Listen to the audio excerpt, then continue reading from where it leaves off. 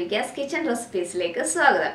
ഇന്ന് ഞാൻ ഒരു പ്രോൺസിന്റെ റെസിപ്പിയാണ് ചെയ്യുന്നത്. നമ്മുടെ ചെമ്മീനില്ലേ അത് നമുക്ക് എല്ലാവർക്കും ഒരുപാട് ഇഷ്ടമുള്ള ചെമ്മീൻ റോസ്റ്റ് ആണ് ഉണ്ടാക്കുന്നത്. നല്ല ഈസി ആയിട്ട് തന്നെ ഉണ്ടാക്കാൻ പറ്റിയതാണ്. നല്ല ടേസ്റ്റി ആയിട്ടുള്ളതാണ്.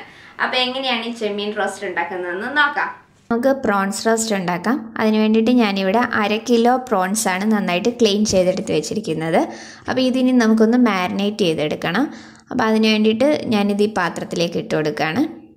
ഇതിലേക്ക് നമുക്ക് 1/4 ടീസ്പൂൺ മഞ്ഞൾപ്പൊടി ഇട്ട് കൊടുക്കാം, 2 ടീസ്പൂൺ മുളക് പൊടി, ആവശ്യത്തിനുള്ള ഉപ്പിട്ട് കൊടുക്കാം. ഇനി ഇതിലേക്ക് പകുതി നാരങ്ങയും കൂടെ പിഴിഞ്ഞൊഴിക്കാം. പകുതി നാരങ്ങയും കൂടെ പിഴിഞ്ഞൊഴിച്ചതിന് ശേഷം നന്നായിട്ടെല്ലാം ഒന്ന് മിക്സ് ചെയ്തെടുക്കാം. അപ്പോൾ ഇത് നന്നായിട്ടെല്ലാം ഒന്ന് മിക്സ് ചെയ്തതിന് ശേഷം നമുക്കിതൊന്ന് അരമണിക്കൂർ മാറ്റി വയ്ക്കണം, ഈ മസാലയൊക്കെ നന്നായിട്ടൊന്ന് പിടിക്കാനായിട്ട്. അപ്പോൾ അരമണിക്കൂർ കഴിഞ്ഞതിന് ശേഷം നമുക്കിത് ഫ്രൈ ചെയ്തെടുക്കാം. അപ്പോൾ ഇതിനെ ഒന്ന് മാറ്റി വയ്ക്കാം. ഇപ്പോൾ ഒരു അരമണിക്കൂർ കഴിഞ്ഞിട്ടുണ്ട്. അപ്പോൾ ഞാൻ ഇനിയും വെളിച്ചെണ്ണയിലാണ് ഇത് ഫ്രൈ ചെയ്യുന്നത്. 1.5 ടേബിൾ സ്പൂൺ വെളിച്ചെണ്ണ ഒഴിച്ചിട്ടുണ്ട്. അപ്പോൾ എണ്ണയൊന്ന് ചൂടായി വരുമ്പോൾ നമുക്കിതിലേക്ക് മാരിനേറ്റ് ചെയ്ത് വെച്ചിരിക്കുന്ന പ്രോൺസ് ഇട്ട് കൊടുക്കാം. അപ്പോൾ ഈ പ്രോൺസ് പെട്ടെന്ന് തന്നെ കുക്കായി കിട്ടും, ഒരു 10 മിനിറ്റ് മതി. അപ്പോൾ ഞാനിതെല്ലാം എണ്ണയിലേക്ക് ഇട്ട് കൊടുത്തിട്ടുണ്ട്. അപ്പോൾ ഇതിനി നമുക്കൊന്ന് അടച്ച് വെച്ചിട്ടൊന്ന് കുക്ക് ചെയ്യാം. അപ്പോൾ പെട്ടെന്ന് തന്നെ അങ്ങ് കുക്കായി കിട്ടും. അത് കഴിഞ്ഞിട്ട് തിരിച്ചിടാം. അപ്പോൾ ഇനി ഇതൊന്ന് തുറന്ന് നോക്കാം. അപ്പോൾ ഇത് ഒരു സൈഡ് നന്നായി കുക്കായി വന്നിട്ടുണ്ട്. അപ്പോൾ ഇത് ഈ പ്രോൺസിൽ നിന്ന് ഇറങ്ങിയ വെള്ളമാണ്. നമ്മൾ ഒരു 1.5 ടേബിൾ സ്പൂൺ വെളിച്ചെണ്ണ മാത്രമേ ഒഴിച്ചിട്ടുണ്ടായിരുന്നുള്ളൂ. ബാക്കി ഇത് ഈ പ്രോൺസിൽ നിന്ന് ഇറങ്ങിയ വെള്ളമാണ്. അപ്പോൾ അതിൽ തന്നെ അത് കുക്കായിക്കോളും. അപ്പോൾ നമുക്കിനി ഇത് അടുത്ത സൈഡും കൂടെ ഒന്ന് തിരിച്ചിട്ട് നമുക്ക് കുക്ക് ചെയ്തെടുക്കാം.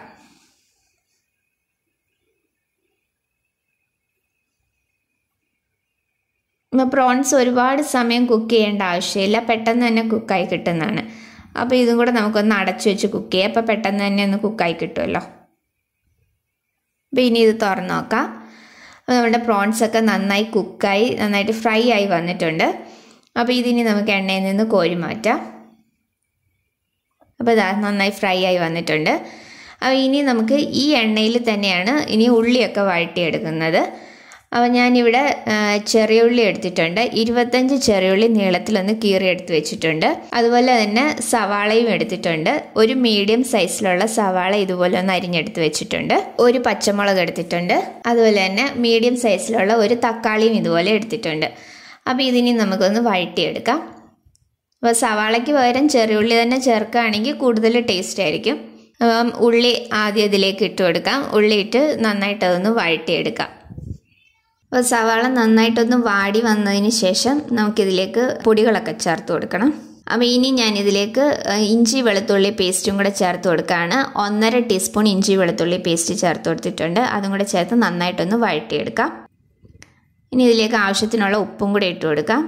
നമ്മൾ ആദ്യം കൊഞ്ച് മാരിനേറ്റ് ചെയ്യുന്ന സമയത്ത് ഉപ്പിട്ടിട്ടുണ്ടായിരുന്നു. അപ്പോൾ അതിനനുസരിച്ച് വേണം ഉപ്പിടാനായിട്ട്.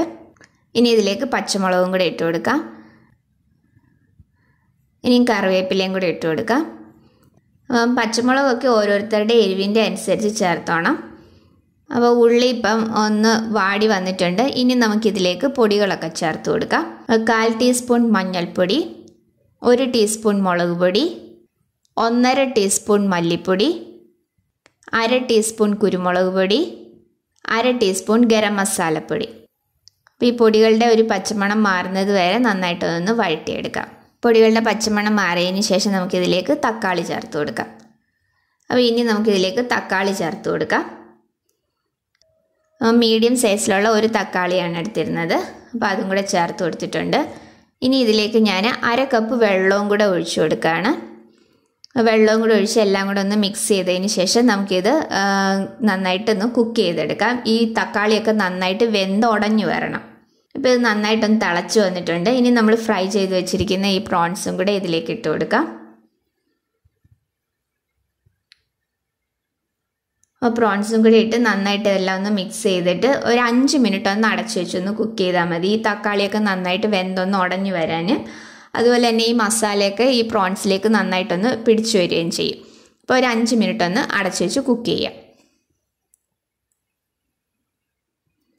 നമ്മുടെ തക്കാളിയൊക്കെ നന്നായിട്ട് കുക്കായി നന്നായിട്ട് വെന്തുടഞ്ഞു വന്നിട്ടുണ്ട്. അപ്പം ഇത്രയേ ഉള്ളൂ നമ്മളുടെ പ്രോൺസ് റോസ്റ്റ്. നല്ല ഈസി ആയിട്ട് തന്നെ ഉണ്ടാക്കിയെടുക്കാൻ പറ്റിയതാണ്. അപ്പോൾ ഇനി ഇതിലേക്ക് കുറച്ച് കറിവേപ്പിലയും കൂടി ഇട്ട് കൊടുക്കുകയാണ് ഞാൻ. അതും കൂടി ഇട്ട് നന്നായിട്ടെല്ലാം ഒന്ന് മിക്സ് ചെയ്തെടുക്കാം. അപ്പോൾ ഇത്രയേ ഉള്ളൂ നമ്മുടെ പ്രോൺസ് റോസ്റ്റ്. ഇതിൽ എരിവൊക്കെ നിങ്ങളുടെ ഓരോരുത്തരുടെ ഇഷ്ടം അനുസരിച്ച് ചേർത്തോണം. അതുപോലെ തന്നെ ഞാൻ 1.5 ടേബിൾ സ്പൂൺ വെളിച്ചെണ്ണയായിരുന്നു ഒഴിച്ചിരുന്നത്. നിങ്ങൾക്ക് വേണമെങ്കിൽ 1 ടേബിൾ സ്പൂൺ വെളിച്ചെണ്ണ ഒഴിച്ചാലും മതി, അതിൻ്റെ ആവശ്യമേ ഉള്ളൂ. അപ്പം എല്ലാവരും ഇതൊന്ന് ട്രൈ ചെയ്ത് നോക്കണം. ഈസി ആയിട്ട് ഉണ്ടാക്കാൻ പറ്റിയാണ്, നല്ല ടേസ്റ്റി ആയിട്ടുള്ളതാണ്. ചപ്പാത്തിക്കും റൈസിനും ഒക്കെ കൂടെ കഴിക്കാൻ പറ്റിയതാണ്. അപ്പോൾ എല്ലാവരും ഇതൊന്ന് ട്രൈ ചെയ്തിട്ട് നിങ്ങളുടെ അഭിപ്രായം എനിക്ക് കമൻസിലൂടെ അറിയിക്കണം. അപ്പോൾ വീഡിയോ ഇഷ്ടമായിട്ടുണ്ടെങ്കിൽ ലൈക്ക് ചെയ്യാനും ഷെയർ ചെയ്യാനും സബ്സ്ക്രൈബ് ചെയ്യാനും മറക്കരുത്. അടുത്ത വീഡിയോയിൽ വേറൊരു നല്ല റെസിപ്പി ആയിട്ട് കാണാം. താങ്ക്